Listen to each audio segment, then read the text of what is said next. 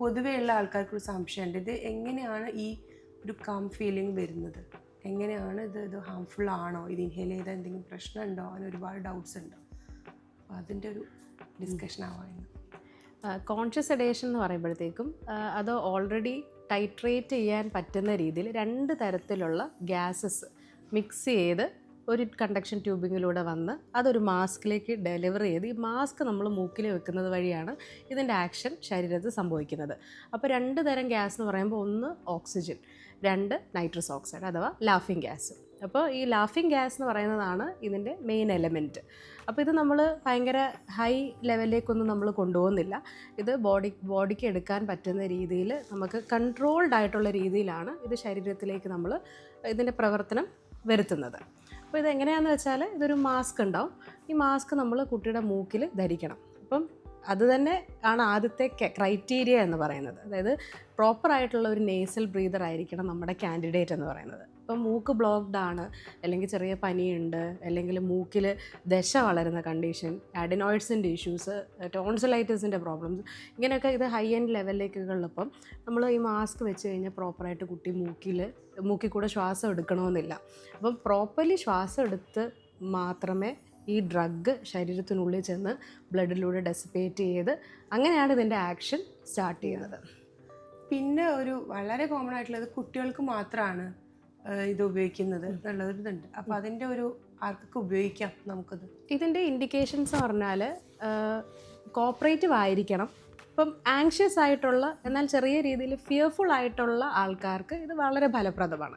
പക്ഷേ absolutely uncooperative, എന്തിനും ഭയങ്കര ടാൻട്രംസ് കാണിക്കുന്ന, ഒരു രീതിയിലും പറ്റാത്ത, എസ്പെഷ്യലി ഇപ്പോൾ 2 വയസ്സ് 1 വയസ്സ് ഈ പ്രായത്തിലൊക്കെയുള്ള കുട്ടികളെന്ന് പറയുമ്പോൾ അവർ ഭയങ്കര ഡിപ്പെൻഡൻ്റ് ഓൺ ദ പേരൻസ്.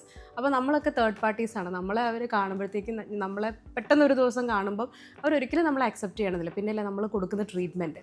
അപ്പോൾ അങ്ങനെയുള്ള കുട്ടികൾക്ക് ഒരിക്കലും ഇതൊരു എന്താ പറയുക അഡ്വൈസബിൾ മോഡൽ എന്ന് പറഞ്ഞാൽ ഇത് വർക്ക് ചെയ്യണമെന്നില്ല. ഇതിൽ വേറെ പ്രശ്നങ്ങളൊന്നുമില്ല, വേറെ സൈഡ് എഫക്ട്സോ കാര്യങ്ങളോ ഒന്നുമില്ല. ബട്ട് ദെൻ ഇത് വർക്ക് ചെയ്യണമെന്നുണ്ടെങ്കിൽ ഇത് മൂക്കിൽ നമുക്ക് കുറച്ച് നേരമെങ്കിലും ഒരു 5 മിനിറ്റെങ്കിലും കൊച്ചു മൂക്കിൽ വെക്കണം, എന്നാൽ മാത്രമേ ഇത് വർക്ക് ആവുള്ളൂ. ഇത് പ്രായമുള്ളവർക്ക് നമുക്ക് കൊടുക്കാവുന്ന ഒരു ഓപ്ഷനാണ്. ഒത്തിരി പ്രായമുള്ളവർക്ക് പുളിപ്പ് പേടിച്ച് ഭയങ്കര വേദന പേടിച്ച്, അല്ലെങ്കിൽ പണ്ട് വളരെ ചെറുപ്പത്തിൽ അവർക്കൊരു ബാഡ് എക്സ്പീരിയൻസ് ഉള്ളപ്പം പിന്നെ ഒരു ഡെൻറ്റിസ്റ്റിനെ കാണുമ്പോഴേ ഞാൻ അങ്ങോട്ട് പോവില്ല എന്ന് പറയുന്ന പല രീതിയിലുള്ള ആൾക്കാരുണ്ട്.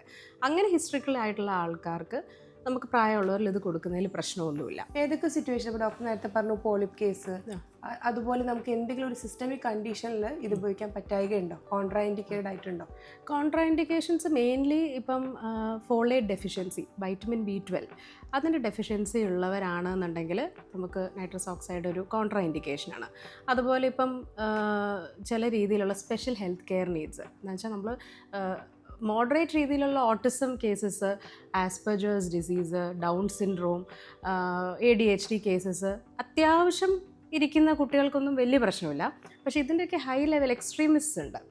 ഇപ്പം ഈവൻ സെറിബ്രൽ പോൾസിയിൽ പോലും നമുക്കിത് കൊടുക്കാൻ കഴിയും. പക്ഷേ ഇതിൻ്റെ എക്സ്ട്രീം ലെവലിലുള്ള ആൾക്കാർക്ക് ഇത് വർക്ക് ചെയ്യണമെന്നില്ല. കാര്യം ഇത് വെച്ചാൽ ഇവരിത് ടേക്കപ്പ് ചെയ്യണമെന്നില്ല. അവർ ഭയങ്കര വിഗറസ് ആയിട്ടൊക്കെ അവർ ചിലപ്പോൾ റിയാക്ട് ചെയ്തെന്നിരിക്കും. അതുപോലെ ഈവൻ മെൻ്റൽ ഡിസോർഡേഴ്സ്, ഇപ്പോൾ ഒരു സ്കീസോഫ്രീനിയ അല്ലെങ്കിൽ ഹൈ എൻഡ് ബൈപോളറിഷ് അങ്ങനെയൊക്കെ ഉള്ളവർ മെഡിസിനിലൊക്കെ ഉള്ളവരാണെങ്കിൽ അവർക്കിത് കൊടുക്കാതിരിക്കുന്നതാണ്. കാരണം അവരുടെ മൂഡ് ഭയങ്കരമായിട്ട് റെഗുലേറ്റഡ് ആവും നമ്മളിത് കൊടുക്കുമ്പോൾ. കാരണം ഓൾറെഡി ദേ ആർ അണ്ടർ മെഡിസിൻസും ഒക്കെ വെച്ചിട്ട് അവർ കൺട്രോൾഡായിട്ടാണ് അവർ വരുന്നത്. അപ്പോൾ നമ്മൾ ഈ ഡ്രഗ് ചിലപ്പോൾ ഇൻഡ്യൂസ് ചെയ്യുമ്പം മറ്റൊരു എഫക്റ്റ് ആയിരിക്കാം അവർ ചിലപ്പോൾ പുറപ്പെടുവിക്കുന്നത്. നമ്മൾ പ്രതീക്ഷിക്കുന്ന മാതിരി ഒരു കാം സ്റ്റേറ്റിലേക്ക് അവർ പോകണമെന്നില്ല. അങ്ങനെ അല്ലാത്ത മിക്ക കേസസിലും ഇറ്റ് ഇസ് സേഫ്. ഇതിൽ വേറെ പ്രശ്നങ്ങളൊന്നുമില്ല. ഡോക്ടർ ഇപ്പോൾ കുറേ വർഷമായിട്ട് ഇത് യൂസ് ചെയ്യുന്ന ആളാണല്ലോ. അപ്പം ഒരു കോൺഷ്യസ് സെഡേഷൻ ഉപയോഗിച്ചിട്ട് ഭയങ്കര ഓക്കെ ആയി, ഭയങ്കര സമാധാനത്തിൽ ട്രീറ്റ്മെൻറ്റ് ചെയ്യാൻ പറ്റിയെന്നുള്ളൊരു സിറ്റുവേഷനൊക്കെ എങ്ങനെയാണ്? അത് ഇങ്ങനെ ഹൈലി റിലേറ്റബിൾ ആണ്. എന്നുവെച്ചാൽ ചില കേസസ് നമ്മൾ പ്രഡിക്റ്റ് ചെയ്യാത്ത പോലെ വളരെ നന്നായിട്ടിരുന്ന കേസസും ഉണ്ട്, ചിലർ ഹോപ്പ്ലെസ് ആയിട്ടിരുന്ന കേസസും ഉണ്ട്. അത് ഹൈലി ഡിപ്പെൻഡൻ്റ് ഓൺ പേഷ്യൻ്റ് ആണ്. പക്ഷേ ഒരു നല്ല എക്സ്പീരിയൻസസ് എന്ന് പറയുമ്പോഴത്തേക്ക് ചില 2 വയസ്സ് 1.5 വയസ്സുള്ള കോപ്പറേറ്റീവ് അത്യാവശ്യം നമ്മൾ കമാൻഡ്സ് ഫോളോ ചെയ്യുന്ന കുട്ടികൾക്ക് വളരെ ബ്യൂട്ടിഫുൾ ആയിട്ട് ഇത് ഹെൽപ്പ് ചെയ്തിട്ടുണ്ട്. നൈട്രസ് കൊടുത്തു കഴിയുമ്പോൾ വളരെ കാമായിട്ട് അവർ ആ ഒരു ട്രാൻസിയൻ ഫേസിലേക്ക് പോയി തിരിച്ച് പെട്ടെന്ന് തന്നെ അവർ റിക്കവർ ചെയ്ത ഫേസ് ഉണ്ട്. പിന്നെ ഈ ചില കുട്ടികൾക്ക് ഭയങ്കര ഛർദി വരാറുണ്ട്. നമ്മൾ മൗത്ത് മിറർ വായിൽ വെച്ച് ചെക്ക് ചെയ്യുമ്പോൾ തന്നെ ഭയങ്കര ഗ്യാഗിങ്. അത് പ്രായമുള്ളവർക്കും ചിലർക്കുണ്ട്. നമ്മളിപ്പോൾ ട്രേ ഒക്കെ വെച്ച് ഇംപ്രഷനൊക്കെ എടുക്കുമ്പോഴത്തേക്കും വെക്കുന്നതിന് മുന്നേ അവർ വോമിറ്റ് ചെയ്ത് കളയും. അപ്പോൾ അങ്ങനെയൊക്കെയുള്ള കേസിൽ ഈ നൈട്രസ് ഓക്സൈഡ് വെച്ചിട്ട് നമുക്ക് എക്സ്റേ എടുക്കാൻ പറ്റും, അളവെടുക്കാൻ പറ്റും.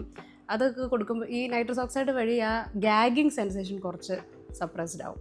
അതുപോലെ ഇതിനൊരു അനാൽജസിക് എഫക്റ്റും ഉണ്ട്. അതായത് വേദന, ഭയങ്കര വേദനയുള്ള കണ്ടീഷൻസ് ഒക്കെ ആണെങ്കിൽ നമ്മളിപ്പം നേരെ ഇഞ്ചക്ഷൻ നമ്മൾ തരിപ്പിക്കുകയാണല്ലോ ചെയ്യുന്നത്. ലോക്കൽ അനസ്തീസിയ കൊടുത്തിട്ടാണ് നമ്മൾ തരിപ്പിക്കുന്നത്. അപ്പോൾ ആ ലോക്കൽ അനസ്തീസിയുടെ ആ പ്രിക് പെയിൻ പോലും മിക്കവർക്കും ചിലപ്പോൾ അറിയില്ല നമ്മളിത് വെച്ചിട്ട് ആ പ്രിക്ക് കൊടുക്കുകയാണെങ്കിൽ, സെഡേറ്റ് ചെയ്യുകയാണെങ്കിൽ. അപ്പോൾ അതും ഭയങ്കര നല്ല. പിന്നെ ഒരു മറ്റൊരു ഗുഡ് തിങ് എന്ന് പറയുന്നത് ഒരു അമ്നിസ്റ്റിക് പ്രോപ്പർട്ടി, അതായത് ചെറിയൊരു മറവിയിലേക്ക് പോകും. ഇത് കൊടുത്തു കഴിയുമ്പോഴത്തേക്കും നിങ്ങളുള്ള യഥാർത്ഥ ആ ഒരു ടൈം, ആ ഒരു place and position lake patient oriented ആയിരിക്കില്ല. അവർ പെട്ടെന്നായിരിക്കും ആ ഒരു ട്രാൻസ് ഒരു ഫേസിലേക്ക് പോകുന്നത്. അപ്പോൾ അതുകൊണ്ട് തന്നെ നമ്മളിപ്പോൾ ഒരു 1.5 മണിക്കൂറത്തെ പണിയാണ് ചെയ്തെങ്കിലും നമ്മളിത് ഇറക്കി കഴിയുമ്പോൾ അവർ ഡോക്ടർ തീർന്നോ എന്ന് ചോദിക്കുന്ന കേസസ് കാണാറുണ്ട്.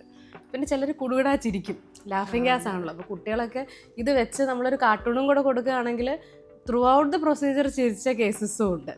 ഭയങ്കര കരഞ്ഞു വന്നിട്ട് പൊട്ടിച്ചിരിച്ചിരിച്ച് പോകുന്ന കേസസ് ഉണ്ട്.